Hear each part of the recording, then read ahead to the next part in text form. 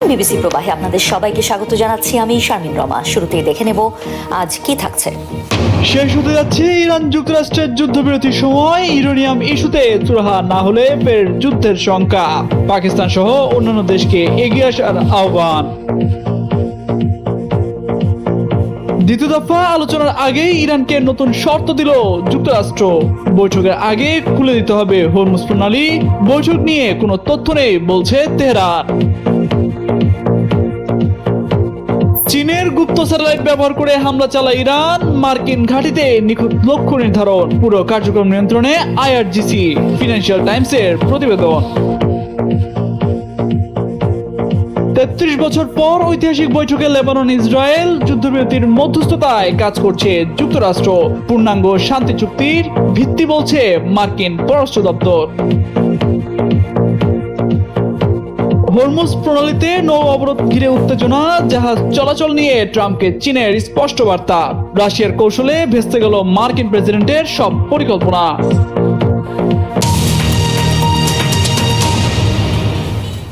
Hi, I'm Admiral Brad Cooper, Commander of U.S. Central Command, here with my... পাকিস্তানের মধ্যস্থতায় Iran যুক্তরাষ্ট্রের দীর্ঘ ২১ ঘন্টার রুদ্ধতার বৈঠক, একের পর এক প্রস্তাব উত্থাপন, শর্ত আরোপের মধ্য দিয়ে শেষ হলো আলোচনা। সবশেষ খালি হাতে বের হন দুই দেশের প্রতিনিধিরা, মেলেনি কোনো সুরাহা। এতে অনিশ্চিত হয়ে যায় পরিস্থিতি। এর মধ্যেই আগামী ২১ এপ্রিল শেষ হওয়ার কথা রয়েছে যুদ্ধবিরতির সময়। এতে নতুন করে দুই দেশের যুদ্ধে জড়ানোর শঙ্কা দেখা দিয়েছে। যদিও ইরানের পররাষ্ট্র মন্ত্রণালয়ের মুখপাত্র ইসমাইল বাঘাই বলেন, আলোচনা ব্যর্থ হলেও কূটনীতি পুরোপুরি শেষ হয়নি, তবে নতুন করে কবে আলোচনা শুরু হবে সে বিষয়ে কিছুই জানানো হয়নি।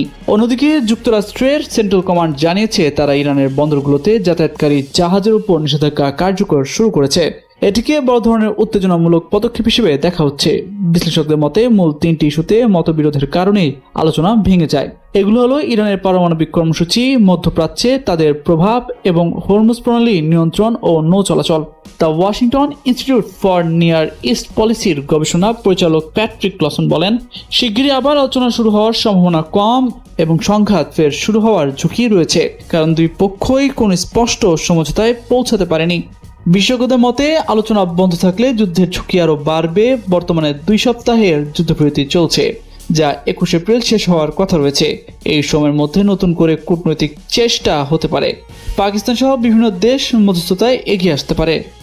ইসলামাবাদে বৈঠক ব্যর্থ হওয়ার পর আবারও আলোচনায় বসতে পারে যুক্তরাষ্ট্র ও ইরান, তবে পুনরায় এই আলোচনা শুরুর আগে আমেরিকার পক্ষ থেকে দুটি শর্ত দেওয়া হয়েছে। ইসরায়েলের গণমাধ্যমের বরাতে এমনটাই জানিয়েছে এনডিটিভি। মার্কিন প্রেসিডেন্ট ডোনাল্ড ট্রাম্প বলেছেন, তেহরানের সঙ্গে নতুন দফার আলোচনা ২ দিনের মধ্যেই আবার শুরু হতে পারে। তার দাবি, সঠিক এবং উপযুক্ত ব্যক্তিরা ওয়াশিংটনের সঙ্গে যোগাযোগ করছে এবং তারা একটি সমঝোতায় আসতে চায়। তবে নতুন করে আলোচনা শুরুর আগে ওয়াশিংটন চায় গুরুত্বপূর্ণ জলপথ হরমুজ প্রণালী পুরোপুরি ও বাধাহীনভাবে খুলে দেওয়া হোক। কূটনৈতিক সূত্রের বরাত দিয়ে ইসরায়েলি কয়েকটি গণমাধ্যম জানিয়েছে, যুক্তরাষ্ট্র পারস্পরিকতায় নীতিতে অটল রয়েছে। অর্থাৎ ইরান যদি হরমুজ প্রণালী দিয়ে জাহাজ ও তেলবাহী ট্যাঙ্কার চলাচলে বাধা দেয়, তাহলে তাদের নিজেদের জাহাজ ও ট্যাঙ্কার চলাচলও বন্ধ করে দেওয়া হবে। আলোচনায় বসার জন্য যুক্তরাষ্ট্রের আরেকটি শর্ত হলো, ইরানের প্রতিনিধি দলকে অবশ্যই ইসলামিক রেভলিউশনারি গার্ড কর্পস এর পূর্ণ অনুমোদন থাকতে হবে, যাতে তারা ইসলামাবাদে যে কোনো সমঝোতা হলে তা যেন ইরানের শীর্ষ পর্যায়ে সব কর্মকর্তার সম্মতিতে হয়। এটিও যুক্তরাষ্ট্র নিশ্চিত করতে চায়। তবে ইরানের পক্ষ থেকে এই ২ শর্ত নিয়ে এখনো কিছু বলা হয়নি। এমনকি আলোচনা আবার শুরু হতে পারে এমন দাবিও নাকচ করেছে ইরান। তারা বরাবরই বলে আসছে যুক্তরাষ্ট্রকে আলোচনার টেবিলে বিশ্বাস করে না। এর আগে ইরানের পরমাণু কর্মসূচি ও ক্ষেপণাস্ত্র উন্নয়নকে কেন্দ্র করে গত ২৮ ফেব্রুয়ারি থেকে যৌথ সামরিক অভিযান শুরু করে যুক্তরাষ্ট্র ও ইসরায়েল। টানা ৪০ দিনের সংঘাতের পর ৭ এপ্রিল থেকে ১৪ দিনের জন্য যুদ্ধবিরতিতে যায় যুক্তরাষ্ট্র ও ইরান। মধ্যপ্রাচ্যে যুক্তরাষ্ট্রের সামরিক ঘাঁটিগুলোর উপর ইরানের সাম্প্রতিক নিখুঁত হামলা নিয়ে নতুন এক তথ্য সামনে এসেছে, যা গোটা গোয়েন্দা যুদ্ধের চিত্রকে আরো জটিল করে তুলেছে। লন্ডন ভিত্তিক গণমাধ্যম ফিনান্সিয়াল টাইমস জানায়, এসব হামলার লক্ষ্য নির্ধারণে ইরান নাকি গোপনে একটি চীনা নজরদারি স্যাটেলাইট ব্যবহার করেছে। প্রতিবেদন অনুযায়ী TEE-01B নামে এই স্যাটেলাইটটি চীনের একটি কোম্পানি আর্থ আই কো এর নির্মাণ এবং উৎক্ষেপণ করে। ২০২৪ সালের শেষের দিকে মহাকাশে পাঠানো এই স্যাটেলাইট পরবর্তীতে ইরানের Islamic revolutionary guard corps IRGC aerospace ইউনিটের নিয়ন্ত্রণে আসে বলে দাবি করা হয়েছে। ফাঁস হওয়া সামরিক নথির বরাদে বলা হয়, স্যাটেলাইটটি মধ্যপ্রাচ্যে থাকা যুক্তরাষ্ট্রের বিভিন্ন সামরিক ঘাঁটির অবস্থান, কক্ষপথ বিশ্লেষণ ও উচ্চ রেজলিউশনারি ছবি সরবরাহ করেছিল। এসব তথ্যের ভিত্তিতেই ড্রোন ও ক্ষেপণাস্ত্র হামলার আগে ও পরের লক্ষ্যবস্তু নিখুঁত মানচিত্র তৈরি করা সম্ভব হয়। অন্যদিকে বার্তা সংস্থা রয়টার্স জানায়, হোয়াইট হাউস, CIA, পেন্টাগন সহ সংশ্লিষ্ট চীনা ও ইরানি সংস্থাগুলোকে এই বিষয়ে মন্তব্যের জন্য যোগাযোগ করা হলেও তারা তাৎক্ষণিক প্রতিক্রিয়া দেয়নি। ইরানও এখনও এ বিষয়ে আনুষ্ঠানিক কোনো বক্তব্য প্রকাশ করেনি। এই তথ্য সত্য হলে তা মধ্যপ্রাচ্যে সামরিক গোয়েন্দা সক্ষমতায় নতুন প্রযুক্তিগত বাস্তবতার ইঙ্গিত দেবে। মধ্যপ্রাচ্যে দীর্ঘদিনের সংঘাত ও উত্তেজনার মধ্যে নতুন করে শান্তির সম্ভাবনা তৈরি হয়েছে। সীমান্তে বারবার সহিংসতা, নিরাপত্তা সংকট এবং রাজনৈতিক বিরোধের কারণে ইসরায়েল ও লেবাননের সম্পর্ক দীর্ঘদিন ধরে অস্থিতিশীল ছিল। তবে সাম্প্রতিক কূটনৈতিক তৎপরতা এই অঞ্চলে স্থিতিশীলতা ফেরানোর নতুন আশা জাগাচ্ছে। আনাদোলু এজেন্সি এক প্রতিবেদনে জানানো হয়েছে, মঙ্গলবার ওয়াশিংটনে অনুষ্ঠিত এক ত্রিপক্ষীয় বৈঠকের পর ইসরায়েল ও লেবানন সরাসরি আলোচনায় বসতে সম্মত হয়েছে। মার্কিন পররাষ্ট্রমন্ত্রী মার্ক রুবিওর মধ্যস্থতায় আয়োজিত এই বৈঠকে লেবাননের রাষ্ট্রদূত নাদা হামাদে এবং ইসরায়েলি রাষ্ট্রদূত ইয়েচেল লেইটার অংশ নেন এবং নির্দিষ্ট সময় ও স্থানে সংলাপ শুরু করার বিষয়ে ঐকমত্যে পৌঁছান। মার্কিন পররাষ্ট্র দপ্তর জানিয়েছে, এই আলোচনা একটি সম্ভাব্য পূর্ণাঙ্গ শান্তি চুক্তির ভিত্তি তৈরি করতে পারে। ইসরায়েল সশস্ত্র গোষ্ঠীগুলোকে নিরস্ত্র করা এবং নিরাপত্তা জোরদারের উপর গুরুত্ব দিয়েছে। অন্যদিকে লেবানন তাদের সার্বভৌমত্ব রক্ষা, অবিলম্বে যুদ্ধবিরতি এবং পূর্ববর্তী চুক্তির বাস্তবায়নের উপর জোর দিয়েছে। চলমান সংঘাতের মধ্যে এই ধরনের সরাসরি সংলাপ একটি গুরুত্বপূর্ণ অগ্রগতি বলে মনে করছেন বিশ্লেষকরা। এটি সফল হলে শুধু দুই দেশের মধ্যকার উত্তেজনাই কমবে না, বরং পুরো মধ্যপ্রাচ্যে দীর্ঘমেয়াদী শান্তি প্রতিষ্ঠার পথও প্রশস্ত হতে পারে। মধ্যপ্রাচ্যে ক্রমবর্ধমান উত্তেজনার প্রেক্ষাপটে কূটনৈতিক সমাধানের নতুন সম্ভাবনা দেখা দিয়েছে, যখন জেডি ভ্যান্স আবারও ইরান যুক্তরাষ্ট্রের সংলাপে দ্বিতীয় দফার নেতৃত্ব দিতে যাচ্ছেন। সম্ভাব্য এই বৈঠকটি আগামী সপ্তাহেই অনুষ্ঠিত হতে পারে বলে এক প্রতিবেদন প্রকাশ করেছে আন্তর্জাতিক সংবাদ মাধ্যম CNN। আর এই বৈঠক চলমান যুদ্ধবিরতির মেয়াদ শেষ হওয়ার আগেই একটি সমঝোতায় পৌঁছানোর প্রচেষ্টাকে ত্বরান্বিত করবে বলে ধারণা করা হচ্ছে। প্রতিবেদন অনুযায়ী প্রেসিডেন্ট ডোনাল্ড ট্রাম্পের ঘনিষ্ঠ উপদেষ্টা স্টিভ উইটকফ এবং তার জামাতা জেরেড কুশনারও এই উচ্চ পর্যায়ে আলোচনায় অংশ নিতে পারেন। যুদ্ধ শুরুর আগ থেকেই এই দলটি কূটনৈতিক সমাধানের পথ খুঁজে বের করতে সক্রিয় ভূমিকা পালন করে আসছে। সূত্রগুলো জানায়, একটি সম্মানজনক প্রস্থান নিশ্চিত করতে ট্রাম্প তার বিশ্বস্ত এই 3 প্রতিনিধির উপর আস্থা রেখেছেন। গত শনিবার টানা 21 ঘন্টার বৈঠকের পর থেকে তারা ইরানি প্রতিনিধি ও মধ্যস্থতাকারীদের সঙ্গে নিয়মিত যোগাযোগ বজায় রেখেছেন। এদিকে সাম্প্রতিক এক সাক্ষাৎকারে ট্রাম্প ইঙ্গিত দিয়েছেন, আঞ্চলিক প্রেক্ষাপটে আরো গুরুত্বপূর্ণ ঘটনা ঘটতে পারে। যদিও এখনও বৈঠকের চূড়ান্ত সময় নির্ধারিত হয়নি, তবে উভয় পক্ষে আগ্রহ ইঙ্গিত দিচ্ছে কূটনৈতিক সমাধান হয়তো খুব দূরে নয়। যুক্তরাষ্ট্র ইসরায়েলের হামলার জবাবে বৈশ্বিক জ্বালানি পরিবহনের গুরুত্বপূর্ণ নৌরুট হরমুজ প্রণালী নিয়ন্ত্রণ নিয়েছিল ইরান। এই প্রণালী ব্যবহার করে নিজেরা ব্যবসা করলেও কার্যত বন্ধ করে দিয়েছিল বাকিদের জন্য। যুদ্ধের আর্থিক ক্ষতি পুষিয়ে নিতে এই পথে যাতায়াতকারী জাহাজ থেকেও টোল আদায় করছিল ইরান, যা খুলে দিতে দফায় দফায় চেষ্টা চালিয়েও ব্যর্থ হয়ে এখন নিজেরাই ইরানের উপর নৌ অবরোধ জারি করেছে যুক্তরাষ্ট্র। কিভাবে এই নৌ অবরোধ কার্যকর করছে ট্রাম্প প্রশাসন, এর প্রভাবই বা কি, চলুন জেনে আসা যাক। ইরানের সমুদ্র বন্দরগুলোতে যাওয়া আসা করা জাহাজের উপর নৌ অবরোধ এরই মধ্যে শুরু করেছে ওয়াশিংটন।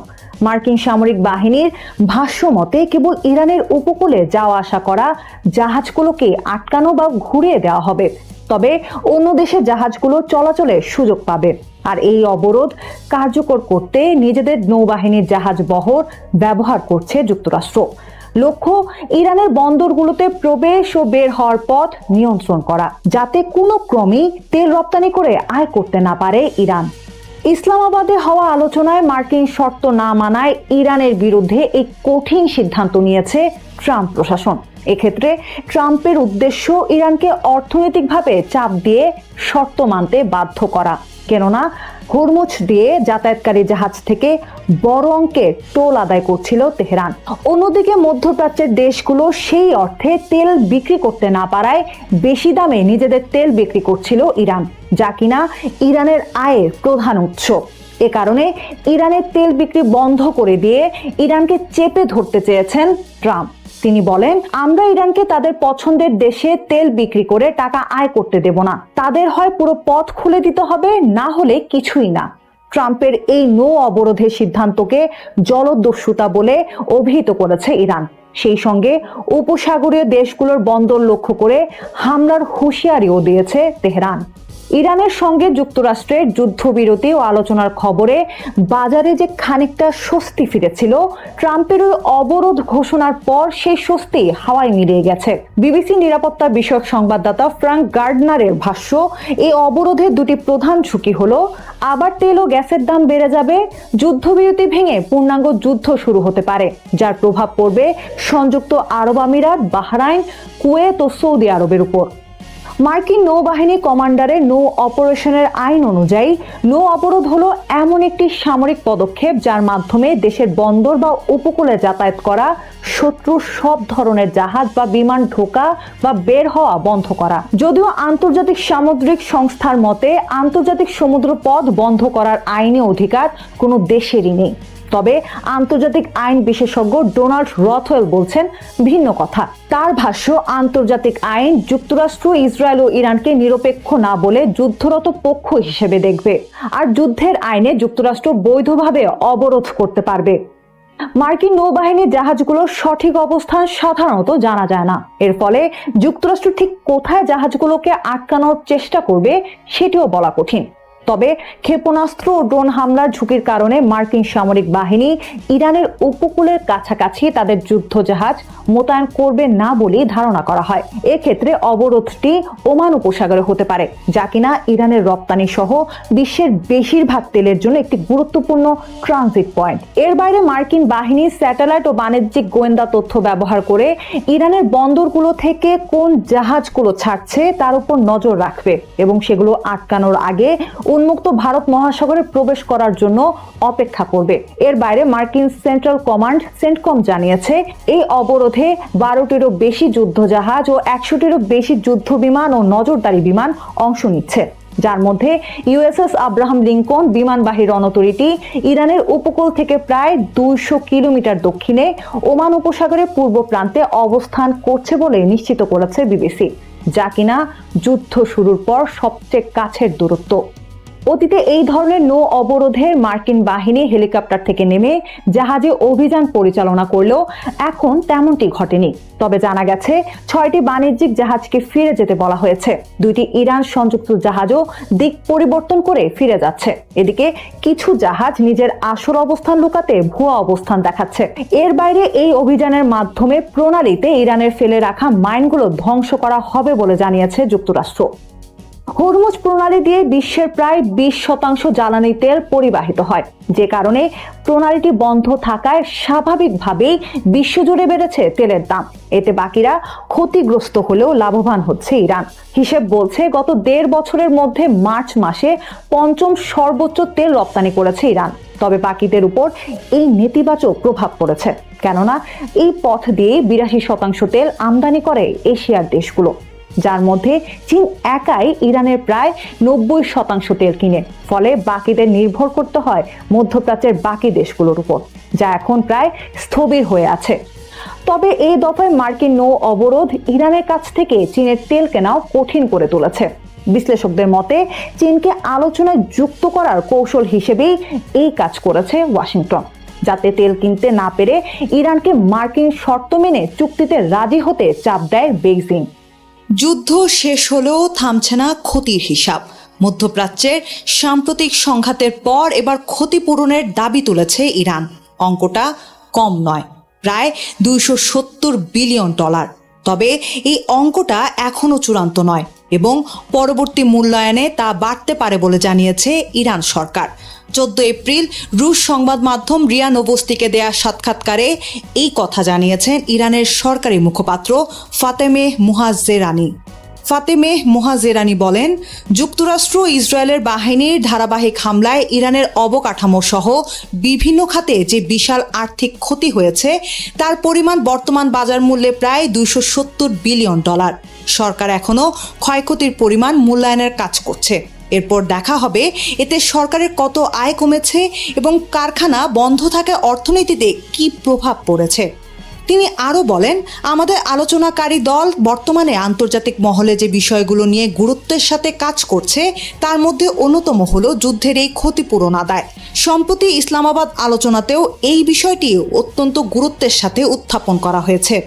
মিনাবের ঘটনার প্রসঙ্গ টেনে তিনি বলেন, মিনাবের একটি প্রাথমিক বিদ্যালয়ের হামলায় প্রায় 170 জন নিহতের ঘটনায় ক্ষতিগ্রস্ত মানুষের জন্য ন্যায় বিচার ও ক্ষতিপূরণের আদায়ে আমরা আইনি পথে এগোব। জাতিসংঘে ইরানের প্রতিনিধি দল অভিযোগ করেছে, এই হামলায় শুধু যুক্তরাষ্ট্র বা ইসরায়েলই নয়, অঞ্চলের আরও 5টি দেশ জড়িত। এই দেশগুলো হলো সৌদি আরব, সংযুক্ত আরব আমিরাত, বাহরাইন, কাতার এবং জর্ডান। কারণ তাদের ভূখণ্ড ব্যবহার করেই হামলা চালানো হয়েছে, তাই তাদেরও ক্ষতিপূরণ দিতে হবে বলে দাবি তেহরানের। জাতিসংঘের মহাসচিব আন্তোনিও গুতেরেস এবং নিরাপত্তা পরিষদের প্রেসিডেন্ট জামাল ফারেস আল রুয়াইকে পাঠানো এক চিঠিতে ইরানের দূত আমির সাইদ ইরাওয়ানি বলেন, এসব দেশ মার্কিন ইসরায়েলি হামলার পথ সহজ করে দিয়ে আন্তর্জাতিক অঙ্গীকার ভঙ্গ করেছে। তাই ইরানের দাবি, যুদ্ধের ক্ষয়ক্ষতির দায় নিতে হবে এবং ক্ষতিপূরণ দিতে হবে এই দেশগুলোকে। ইরান রেড ক্রিসেন্ট সোসাইটির তথ্য অনুযায়ী সাম্প্রতিক হামলায় ইরানের ব্যাপক ক্ষয়ক্ষতি হয়েছে। প্রায় 1,25,000 বেসামরিক স্থাপনা ধ্বংস বা ক্ষতিগ্রস্ত হয়েছে, যার মধ্যে 1 লাখ আবাসিক ভবন ও 23,500টি বাণিজ্যিক কেন্দ্র রয়েছে। পাশাপাশি সরকারি তথ্য বলছে, নারী ও শিশুসহ নিহত হয়েছেন অন্তত 3,753 জন।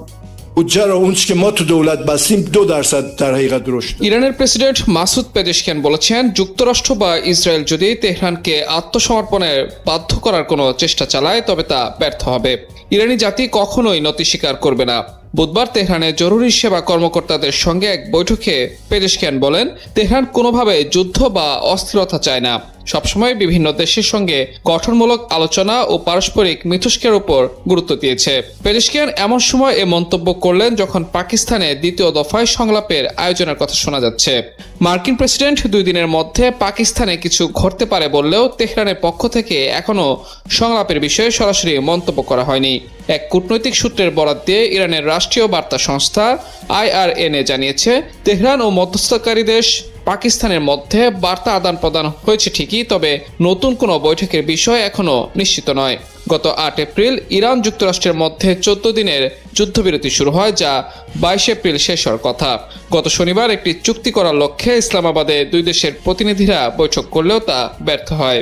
এজন্য পরস্পরকে দায়ী করেছেন 2 দেশের প্রতিনিধিরা।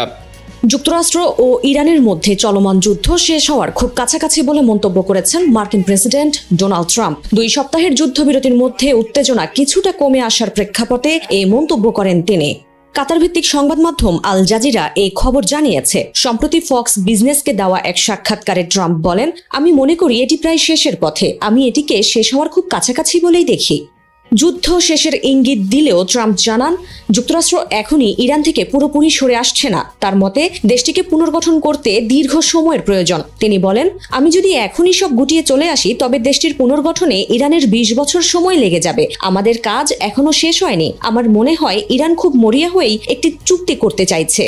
যুক্তরাষ্ট্র ও ইরানের মধ্যে যুদ্ধবিরতির মেয়াদ আছে আর 6 দিন। এই সময়ের মধ্যে শান্তি চুক্তি না হলে ফের সংঘাতের প্রবল আশঙ্কায় উদ্বিগ্ন বিশ্ববাসী। উত্তেজনা আরো বিপজ্জনক মোড় নেওয়ার আগে ইরানের বন্দরে মার্কিন অবরোধের মধ্যেই কূটনৈতিক পথ খুঁজতে দ্বিতীয় দফায় আলোচনার টেবিলে বসছে উভয় দেশ।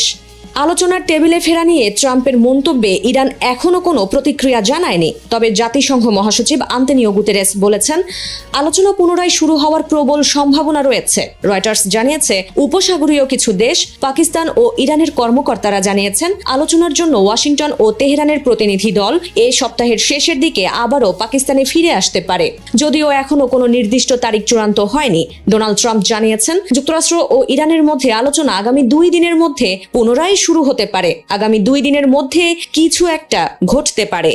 শত শত মাইল পাড়ি দিয়ে ইরানের ড্রোন ও ক্ষেপণাস্ত্রগুলো মধ্যপ্রাচ্যের মার্কিন ঘাঁটি ও স্থাপনাগুলোতে আঘাত হানছে। সেই আঘাতে কতটা ক্ষতিগ্রস্ত হচ্ছে মার্কিন স্থাপনা সেটিও জানতে পারছে ইরান। ইরানের এতটা নিখুঁত অভিযানের নেপথ্যে কি? কে ইরানকে গোয়েন্দা তথ্য সরবরাহ করছে, রাশিয়া না চীন? এই নিয়ে গত বেশ কিছুদিন যাবতই কানাঘুষা শোনা যাচ্ছিল। এক্ষেত্রে রাশিয়ার নামই শোনা যাচ্ছিল সবচেয়ে বেশি। এবার ব্রিটিশ গণমাধ্যম ফাইন্যান্সিয়াল টাইমস জানাচ্ছে ভিন্ন এক তথ্য। গণমাধ্যমটি অনুসন্ধানী প্রতিবেদন অনুযায়ী ইরান গোপনে একটি চীনা গুপ্তচর স্যাটেলাইটের তথ্য সংগ্রহ করছে, যার সাহায্য নিয়ে তারা মধ্যপ্রাচ্যের মার্কিন সামরিক ঘাঁটিগুলোতে নিখুঁত হামলা চালাতে পারছে। ফাঁস হওয়া ইরানি সামরিক নথি অনুযায়ী TEE-01B নামের এই স্যাটেলাইটটি 2024 সালের শেষ দিকে ইরানের রেভলিউশনারি গার্ড কোর IRGC এর অ্যারোস্পেস ফোর্সের হাতে আসে। নথিতে থাকা সময়, নির্ধারিত স্থানাঙ্ক, স্যাটেলাইট ছবি এবং কক্ষপথ বিশ্লেষণ করে সংবাদ মাধ্যমটি বলছে, ইরানি সামরিক কর্মকর্তারা এই স্যাটেলাইট ব্যবহার করেই গুরুত্বপূর্ণ মার্কিন সামরিক স্থাপনাগুলোতে নজরদারি চালায়। মার্চ মাসে এইসব জায়গায় ড্রোন ও ক্ষেপণাস্ত্র হামলা চালানোর পর তা কতটা নিখুঁত হয়েছে, আগে ও পরে ছবির সঙ্গেও তা মিলিয়ে দেখেছে ইরান। TEE-01B নামের স্যাটেলাইটটি তৈরি এবং উৎক্ষেপণ করে চীনের কোম্পানি আর্থাই। এরপর ইন অরবিট ডেলিভারি নামে একটি বিশেষ পদ্ধতি ব্যবহার করে চীন স্যাটেলাইটটি IRGCর কাছে হস্তান্তর করে। চুক্তির অংশ হিসেবে ইরান ইম্পোসেট নামের বেইজিং ভিত্তিক একটি কোম্পানির গ্রাউন্ড স্টেশন ব্যবহার করার সুযোগ পায়। এই প্রতিষ্ঠানটি স্যাটেলাইট নিয়ন্ত্রণ ও ডাটা সেবা দেয়, আর এশিয়া, ল্যাটিন আমেরিকা সহ বিভিন্ন অঞ্চলে ছড়িয়ে আছে এই নেটওয়ার্ক। স্যাটেলাইটের লগিং তথ্য অনুযায়ী ইরান বহু গুরুত্বপূর্ণ স্থাপনা পর্যবেক্ষণ করেছে, যার মধ্যে রয়েছে সৌদি আরবের প্রিন্স সুলতান বিমান ঘাঁটি। গত 13, 14 ও 15 মার্চের বিমান ঘাঁটির ছবি পর্যালোচনা করেছে ইরান, যার মাধ্যমে ইরান নিশ্চিত হয়েছে এই ঘাঁটিতে থাকা 5টি মার্কিন এয়ারফোর্স রিফুয়েলিং বিমান ক্ষতিগ্রস্ত হওয়ার তথ্য। একইভাবে জর্ডানের মোয়াফাক সালতি বিমান ঘাঁটি, বাহরাইনের মানামায় মার্কিন 5ম নৌবহরের কাছাকাছি এলাকা, ইরাকে এরবিল বিমানবন্দর, কুয়েত, জিবুতি ও ওমানের বেশ কিছু বিমান ঘাঁটি সহ মধ্যপ্রাচ্যের বেশ কিছু গুরুত্বপূর্ণ অবকাঠামোর উপর নজরদারি চালায় IRGC। প্রতিবার হামলার পরপরই সেই সময়কার ছবি বিশ্লেষণ করেছে তারা, অর্থাৎ চীনের এই গোয়েন্দা স্যাটেলাইট ইরানকে আগে থেকে লক্ষ্যবস্তু নির্ধারণ ও হামলার ফলাফল যাচাই করতে সহায়তা করছে। প্রতিবেদনে আরও বলা হয়েছে, TEE-01B স্যাটেলাইটের রেজুলেশন প্রায় 0.5 মিটার হওয়ায় এটি সহজেই বিমান, সামরিক যান ও অবকাঠামোর পরিবর্তন খুব পরিষ্কারভাবে শনাক্ত করতে পারে। তাছাড়া এর বড় সুবিধা হলো এটি ইরানের নিজস্ব গ্রাউন্ড স্টেশন থেকে পরিচালিত হয় না বলে এখানে হামলার ঝুঁকি নেই বললেই চলে, যা এই যুদ্ধে ইরানকে ব্যাপক সাফল্য এনে দিচ্ছে। যদিও চীনের দাবি, ইরানকে কোনো সহায়তা করছে না তারা, বরং নিরপেক্ষ অবস্থান বজায় রেখে শান্তি আলোচনায় সহায়তা করছে তারা। ইরানকে সামরিক সহায়তা দেওয়ার অভিযোগে চীনের পণ্যের উপর 50% শুল্ক বাড়ানোর হুমকি দিয়েছেন মার্কিন প্রেসিডেন্ট ডোনাল্ড ট্রাম্প। আর এই ধরনের পদক্ষেপ নেওয়া হলে পাল্টা ব্যবস্থা নেওয়ার হুঁশিয়ারি দিয়েছে চীন। বেইজিংয়ের পররাষ্ট্র মন্ত্রণালয়ের মুখপাত্র গুয়ো জিয়াকুং এক সংবাদ সম্মেলনে বলেন, যুক্তরাষ্ট্র যদি একে অজুহাত হিসেবে ব্যবহার করে চীনের উপর অতিরিক্ত শুল্ক চাপাতে চায়, তবে চীন অবশ্যই এর দাঁতভাঙা জবাব দেবে। তিনি আরও বলেন, সামরিক সরঞ্জাম রপ্তানির ক্ষেত্রে চীন সবসময় সতর্ক ও দায়িত্বশীল আচরণ করে এবং এই ধরনের রপ্তানি দেশটির আইন ও আন্তর্জাতিক বাধ্যবাধকতার আওতায় কঠোরভাবে নিয়ন্ত্রিত। এর আগে ট্রাম্প হুঁশিয়ারি দেন, যেসব দেশ ইরানকে সামরিক অস্ত্র সরবরাহ করবে তাদের পণ্যের উপর 50% পর্যন্ত শুল্ক আরোপ করা হবে। যদিও প্রথম ঘোষণায় নির্দিষ্ট কোনো দেশের নাম উল্লেখ করেনি, তবে ধারণা করা হচ্ছে এই সতর্কবার্তা মূলত চীন ও রাশিয়াকে লক্ষ্য করেই দেয়া। বিশ্লেষকরা বলছেন, ট্রাম্প যদি চীনা পণ্যের উপর শুল্ক বাড়ায় তাহলে বিশ্ববাজারে জ্বালানি তেলের পাশাপাশি অন্যান্য পণ্যের উপরও বিশৃঙ্খলা সৃষ্টি হবে। পারস্য উপসাগরে নজরদারির সময় যুক্তরাষ্ট্রের একটি অত্যাধুনিক সামরিক ড্রোন বিধ্বস্ত হয়েছে। মার্কিন নৌবাহিনী জানিয়েছে, গত 9 এপ্রিল হরমুজ প্রণালীতে এই ঘটনা ঘটে। বিধ্বংস ড্রোনটি ছিল MQ-4C ট্রাইটন মডেলের, যা যুক্তরাষ্ট্রের অন্যতম উন্নত নজরদারি ড্রোন। এটি দিন-রাত 24 ঘন্টা আকাশ থেকে নজরদারি চালাতে সক্ষম হওয়ায় একে ডানাযুক্ত উপগ্রহ বলা হয়। ড্রোনটির মূল্য প্রায় $24 কোটি। এটি ইতালির সিসিলিতে অবস্থিত সিগোনেল্লা নৌঘাঁটি থেকে পরিচালিত হচ্ছিল। নৌবাহিনীর তথ্য অনুযায়ী ড্রোনটি নিয়মিত 3 ঘন্টার নজরদারি শেষে ফেরার পথে হঠাৎ বিপদ সংকেত পাঠাতে শুরু করে। এরপর সেটির সঙ্গে যোগাযোগ বিচ্ছিন্ন হয়ে যায়। প্রাথমিক তথ্য বলছে, ড্রোনটি তখন প্রায় 50,000 ফুট উচ্চতায় ছিল। সেখান থেকে ড্রোনটি হঠাৎ অনেক নিচে নেমে যায় এবং পরে আর কোনো খোঁজ পাওয়া যায়নি। ড্রোনটি শত্রুপক্ষের হামলায় বিধ্বংস হয়েছে কিনা সে বিষয়ে এখনো কিছু নিশ্চিত করা হয়নি। তবে আন্তর্জাতিক বিশ্লেষকরা বলছে, ঘটনাটি ঘটেছে যুক্তরাষ্ট্র ও ইরানের মধ্যে অস্থায়ী যুদ্ধবিরতির মাত্র 2 দিন পর। যা পরিস্থিতিকে আরও সংবেদনশীল করে তুলেছে। হরমুজ প্রণালীতে বাণিজ্যিক জাহাজ চলাচলের নিরাপত্তা নিশ্চিত করতে যুক্তরাষ্ট্রকে সম্পূর্ণভাবে বাদ দিয়েই একটি নতুন আন্তর্জাতিক জোট গঠনের পরিকল্পনা করছে ইউরোপীয় দেশগুলো। এই পদক্ষেপের নেপথ্য কারণ হলো ইউরোপ চাইছে চলমান সংঘাতের প্রধান পক্ষগুলোকে এড়িয়ে একটি নিরপেক্ষ ও স্বাধীন প্রতিরক্ষামূলক ব্যবস্থা গড়ে তুলতে। ফরাসি প্রেসিডেন্ট এমানুয়েল মাখো জানিয়েছেন, এই বিশেষ আন্তর্জাতিক প্রতিরক্ষামূলক মিশনে কোনো যুদ্ধবাজ বা সংঘাতরত পক্ষ অর্থাৎ যুক্তরাষ্ট্র, ইসরায়েল এবং ইরান অন্তর্ভুক্ত থাকবে না। এই পরিকল্পনার সঙ্গে যুক্ত ইউরোপীয় কূটনীতিকরা স্পষ্ট করে জানিয়েছেন, জোটে থাকা ইউরোপীয় জাহাজগুলো কোনোভাবেই মার্কিন কমান্ড বা নির্দেশনার অধীনে কাজ করবে না। ইউরোপীয় দেশগুলোর এই পরিকল্পনার মূল লক্ষ্য হলো যুদ্ধ শেষ হওয়ার পর বাণিজ্যিক শিপিং কোম্পানিগুলোকে হরমুজ প্রণালী ব্যবহারে পুনরায় আস্থাশীল করে তোলা। কারণ কর্মকর্তাদের মতে এই সংঘাত পুরোপুরি থামতে এখনো বেশ কিছুটা সময় লাগতে পারে। ইউরোপ যখন নিজেদের মতো করে জোট গঠনে ব্যস্ত, তখন অন্যদিকে ইরানের বন্দরগুলোর উপর যুক্তরাষ্ট্রের আরোপিত নৌ অবরোধ কঠোরভাবে কার্যকর করা হচ্ছে। মার্কিন সেন্ট্রাল কমান্ড সেন্টকম জানিয়েছে, ইরানের উপকূলীয় এলাকা বা বন্দরে প্রবেশকারী কিংবা সেখান থেকে বের হওয়া যে কোনো দেশের জাহাজের ক্ষেত্রে এই অবরোধ নিরপেক্ষভাবে কার্যকর করা হচ্ছে। অবরোধ সফল করতে যুক্তরাষ্ট্র 3 শতাধিক উচ্চ প্রশিক্ষিত নৌসেনা সমৃদ্ধ গাইডেড মিসাইল ডেস্ট্রয়ার মোতায়েন করেছে।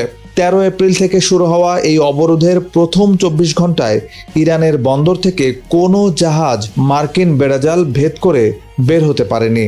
মার্কিন সংবাদ মাধ্যম ওয়াল স্ট্রিট জার্নাল জানিয়েছে, ইরানের বন্দরগুলো ছেড়ে আসা এবং সেখানে প্রবেশের চেষ্টাকারী অন্তত 8টি বিশাল তেলবাহী জাহাজকে গতিরোধ করে ফেরত পাঠিয়েছে মার্কিন নৌবাহিনী।